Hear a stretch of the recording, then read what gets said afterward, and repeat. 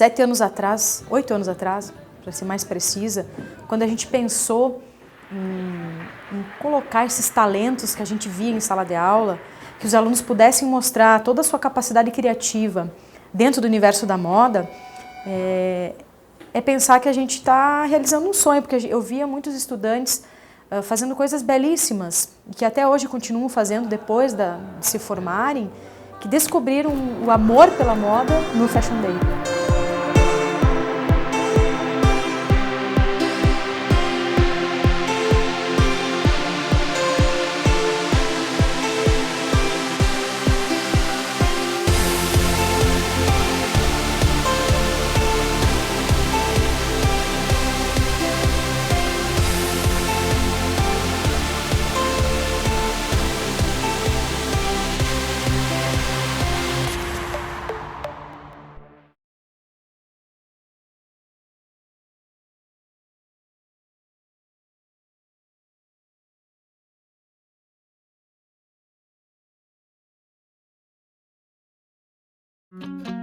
Não é simplesmente a roupa na passarela, é muito mais do que isso.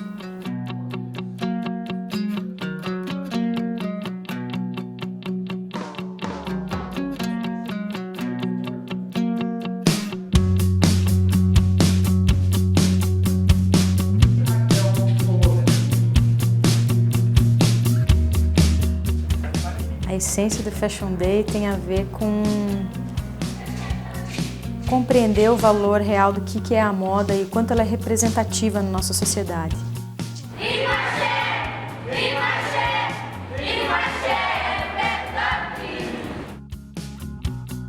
É uma experiência única, é um sonho, na verdade, que vai estar se tornando realidade.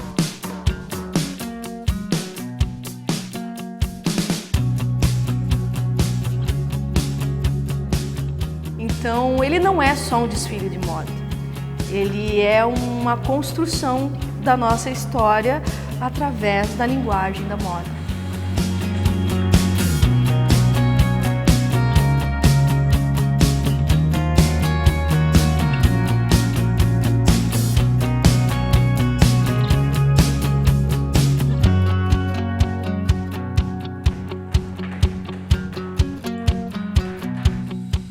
Porque o evento não envolve só a produção em si, toda aquela movimentação que acontece nos bastidores ou propriamente dito no evento. O símbolo do Fashion Day vem no antes, que é o planejamento, a organização e o espírito que se cria a partir de toda essa organização.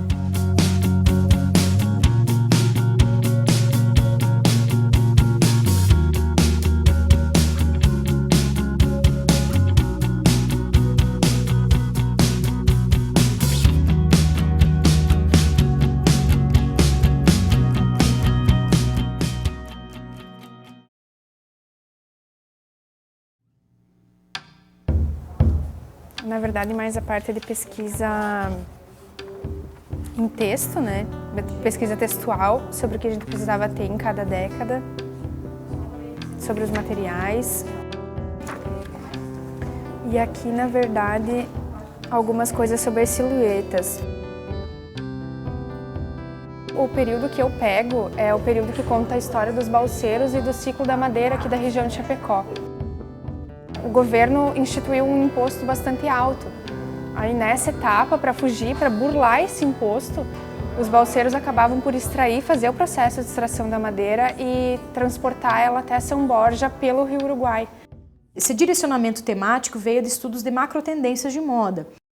A ideia é colocar essa sementinha da macrotendência de resgatar, sustentar essa memória que faz parte das relações sociais. E aí nada melhor do que resgatar as nossas memórias e as nossas histórias. Aqui a gente coloca todas as texturas que vai usar, né? Conceito de feito à mão, do rústico. A gente coloca um pouco para poder entender a história da memória mesmo. Oba, viva, veio a enchente, Uruguai transbordou, vai dar serviço pra gente. Vou soltar minha balsa no rio, vou rever maravilha orelhas que ninguém descobriu.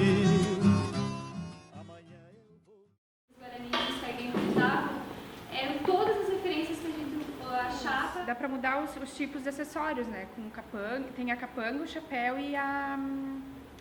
Esse ano, Memórias da Nossa Terra tem o objetivo de fazer as pessoas pararem para pensar o que é importante, de onde nós viemos, quais são as nossas raízes. Somos do oeste catarinense e quando que a gente para valorizar e dizer eu tenho orgulho de morar aqui na região oeste de Santa Catarina?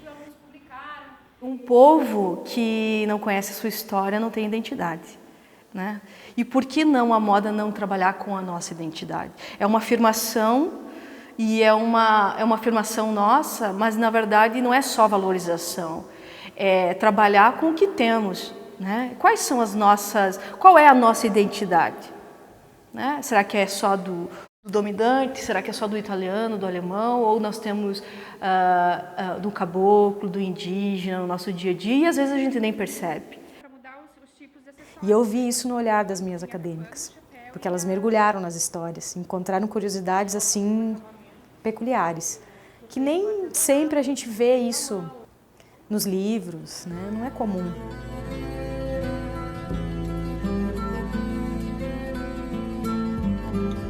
Então aqui na minha capa, como o meu tema é Tomadas de Terra, Guerra do Contestado, ela retrata bem o sentido do que aconteceu aqui na nossa região, que seria o amor que os caboclos tinham pela sua terra e no mesmo momento eles tiveram que lutar para defender as suas terras, se seguraram, seguiram a parte da religião, que conta a história dos monges, das virgens, em quem que eles acreditavam. Muitos dizem que foi por tomadas de terras, mas tem muitos fatores por trás disso também. Nós tentamos repassar não somente a história dos vencedores, e sim dos vencidos.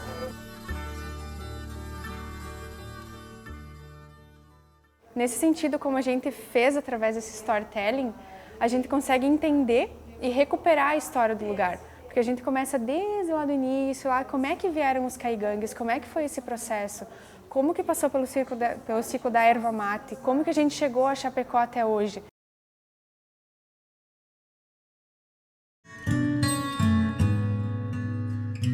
Quando a gente faz pesquisa de moda, a gente vai a fundo, a gente sai da superficialidade da informação e vai a fundo dela para poder traduzir isso em produto de moda. Diferenças a partir daqui, eu tirei a partir dessas imagens, eu já comecei a tirar. É camurça, também num tom de marrom mais claro, e daí ele é amarrado. Foi feita toda a pesquisa referencial para depois você partir para os moodboards, que seria pegar as referências, né, desenvolver um painel, para depois você começar a desenvolver os croquis, e em cada croquis que você já imagina o que você vai querer repassar na passarela. Contar uma história por trás. Esse é o principal objetivo.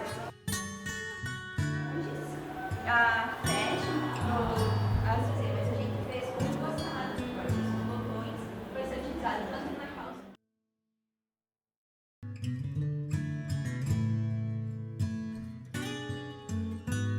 E o processo de transformar isso, de traduzir essa aventura em roupa, a gente fez através do processo de pesquisa, de conversar, de ver documentários, conversar com as pessoas que viveram bastante, porque eu digo que é uma aventura porque era um processo bastante arriscado. E essa ferramenta que é o contar histórias, para a moda ela é fundamental, porque o usuário, as pessoas que vão aderir a essa moda, esse novo comportamento de consumo, vão entender de onde que veio aquele conceito. Mostrar para as pessoas a minha história, eu estou mostrando os meus valores. A moda, principalmente, ela é muito voltada para o exterior, né? O que é feito, o exterior que eu digo não é só o exterior do Brasil, o que é feito em São Paulo, o que é feito no Rio de Janeiro, o que é feito nos grandes centros, né? E com esse trabalho, na verdade, eles estão se voltando para dentro. E é a partir do nosso cotidiano que estão sendo feitos os trabalhos. Então, o aluno, ele percebe que ele consegue criar com o seu cotidiano.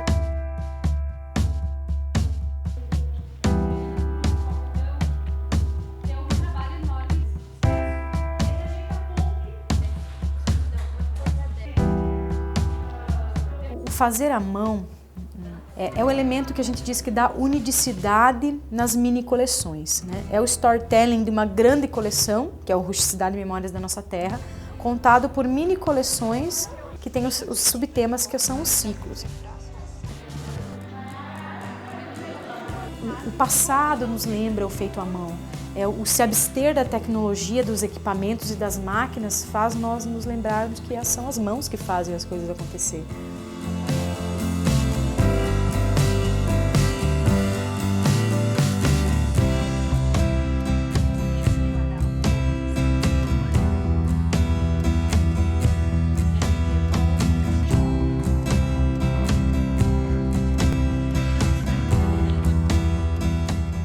A matéria-prima é o porongo, né? A cabaça. Porongo tem as sementes, são os biscuits, a tinta, madeira. Daí a gente fabrica os bichinhos, as cuias personalizadas também para as empresas. E a gente agora começamos a fazer a produção das bijuterias, né? Elas chegaram aqui na minha casa perguntando se havia uma possibilidade de fazer brincos, colares, pulseiras, né, para esse desfile. Daí eu disse para ela, eu topo um desafio, né, a gente vai fazer e tal. Porongo, ela é um fruto assim sensível, que tem que ter não pode ser muito fininho porque ele quebra, né, ele amassa. Daí eu fui ajeitando, corta aqui, ajeita ali, lixa e vai fazer tudo. Até que saiu e deu certo. O porongo, a gente, que nem eu e meu esposo, vamos na lavoura catar. A gente vai, cata um por um, escolhe aquele que a gente quer. Ele vem bruto assim, sujo, a gente tem que lavar, lixar, e daí fazer todo o preparo, abrir, limpar por dentro, que ele tem a sujeira, né? E para poder montar E cada poronguinho que vem, ó, ele tem um formato. Então, cada um que pega na mão, a gente vai imaginando o que pode fazer, um bichinho, uma bolsa, um brinco. Porque eu nunca imaginei que os nossos produtos fossem para um desfile, para várias cidades, para o estado, para o Brasil. A gente tem que valorizar o que a gente tem, né? O que é do nosso, aqui da nossa região, do que a gente cultiva, né? E às vezes vai fora, você tem a mão de obra e tudo ali, tem o produto, mas o pessoal não sabe valorizar, né? Ele começou a estudar o Rio, Uruguai. E ela abre, né?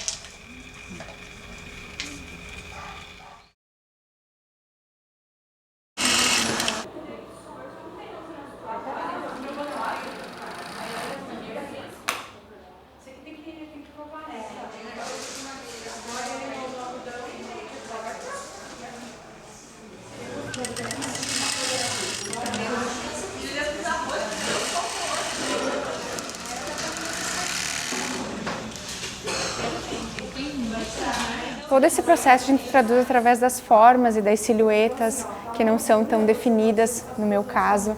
As listras que contam a forma de composição da balsa, as cores que se transportam do marrom, dos beges, os tons de cru, o tom de algodão, até mesmo nos tecidos, que eram os algodões naturais, que era o que eles usavam.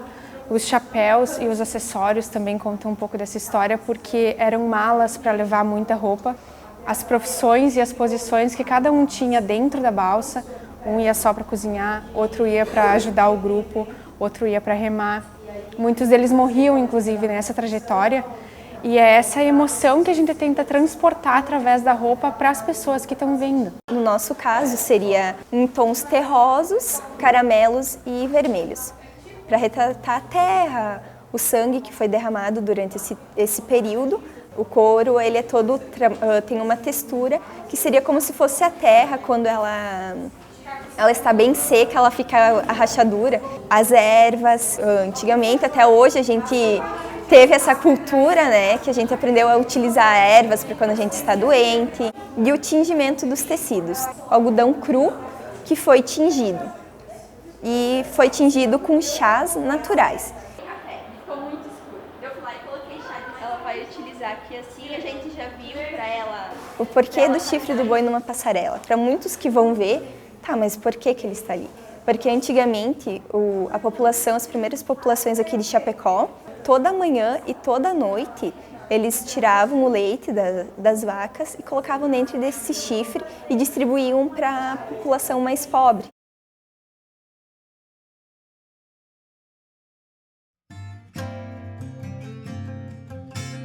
O Ciro trabalhou muito com pedra, trabalhou com rochas, né, da nossa região, galhos, natureza encontrada, né, resquícios da natureza encontrada. Ele consegue perceber num tronco uma figura fantástica, uma figura de algum monstro ou de alguma santidade.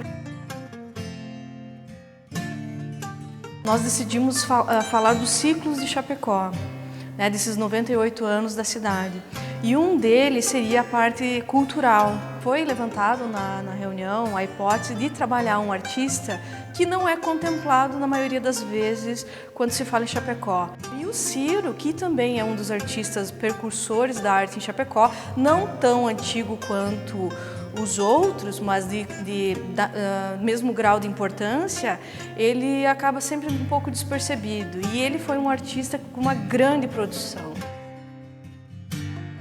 Também ele é considerado um caboclo, né? Então mais um fator da gente querer colocar ele no trabalho, né? no Fashion Day. E esses elementos da cultura cabocla também estão inseridos no trabalho dele.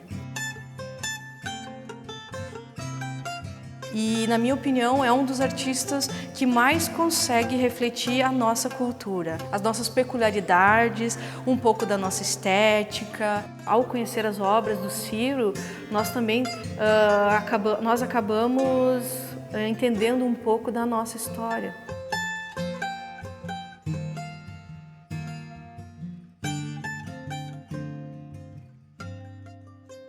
Então a ideia é contar essa história da onde nós viemos, quem nós somos e mostrar como que a moda traduz isso em produto têxtil, né? Através dos tecidos, das cores, das formas, das silhuetas que foram desenhadas para cada mini coleção.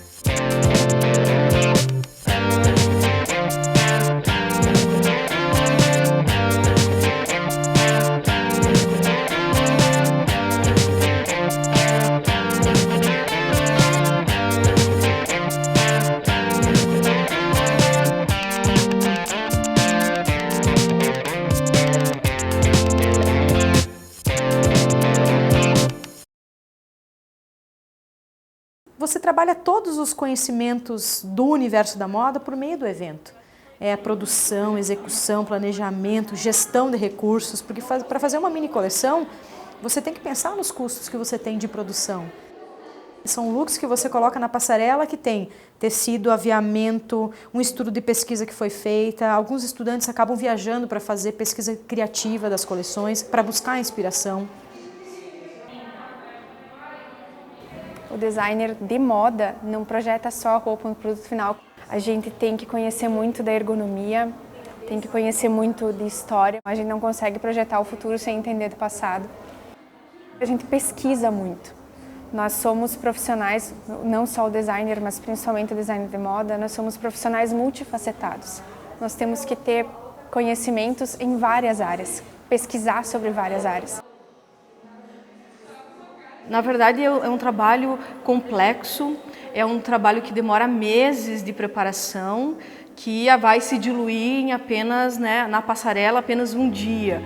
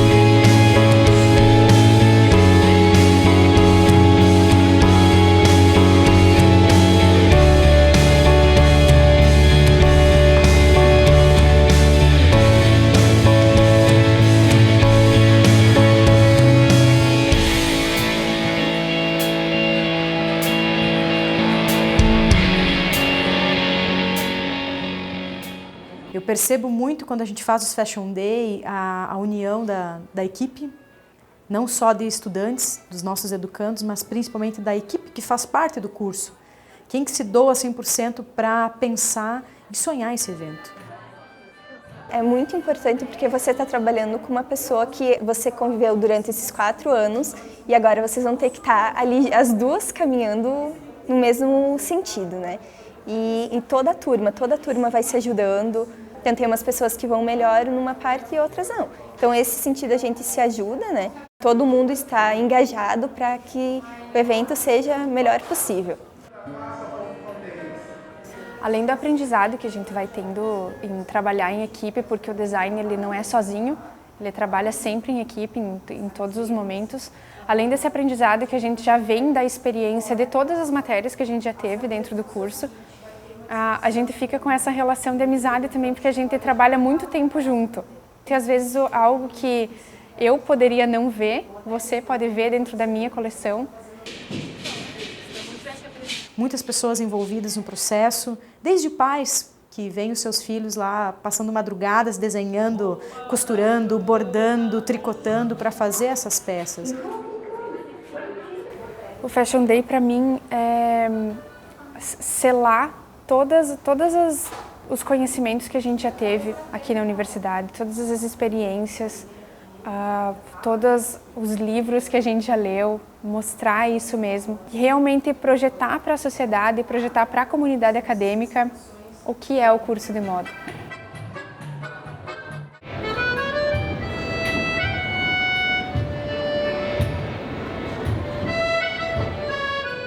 O objetivo do evento é lançar esses novos talentos, esses meninos e essas meninas que estão ávidos por criação, por pensar a moda, mas também fazer com que eles sejam responsáveis por mostrar o seu papel na sociedade.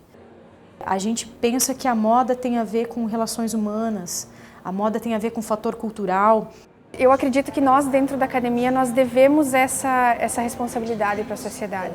Eu acredito que quando a gente tem a oportunidade de estudar, de se informar, e a gente pode, através da roupa ou através de qualquer outra forma, contar para as pessoas como que foi e como que se tornou assim a cidade, eu acredito que a gente tem a gente deve isso para a sociedade. Quando chegar em São Borja, Dom Santomé, só pra ver as florentinas, pra bailar um chamamé. O Chapecó Fashion Day, ele é para nós assim um enlace, é um ciclo que se fecha ao mesmo tempo que se abre, no âmbito de que ele se fecha como os nossos estudos, como todos os aprendizados de processo de pesquisa que a gente desenvolve ao longo do curso. E ao mesmo tempo ele abre portas para mostrar para a sociedade, não só de Chapecó, como da região, quem são esses novos designers, quem são essas pessoas e o que elas são capazes de fazer pela sociedade, pela memória das pessoas, por contar as memórias das pessoas aqui da região de Chapecó.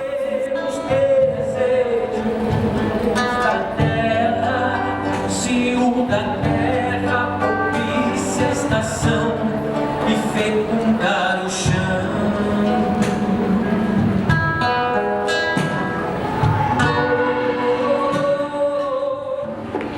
Caboclo guerreiro de Paulo Lourenço e Ramiro de Cara. O meu rosto foi pintado com terra. Estou em guerra. A morte não me assusta pela minha prole, pelo que eu acho justo. A bandeira do meu povo é da cor do céu. É a experiência de você mostrar o que você aprendeu durante os 4 anos, desde o planejamento, criação e a peça final, né? Para você mostrar também para a população de Chapecó e região que o curso de moda, ele é válido. O que fica é o DNA imaterial. Porque essa experiência,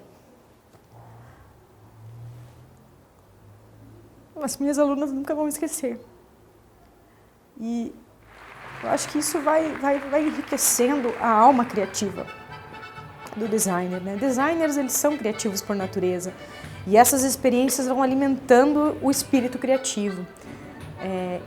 Porque são desafios, né? É muito difícil fazer um evento, produzir uma mini coleção, é uma série de fatores que são determinantes para o sucesso ou para o não sucesso dessa coleção e desse evento.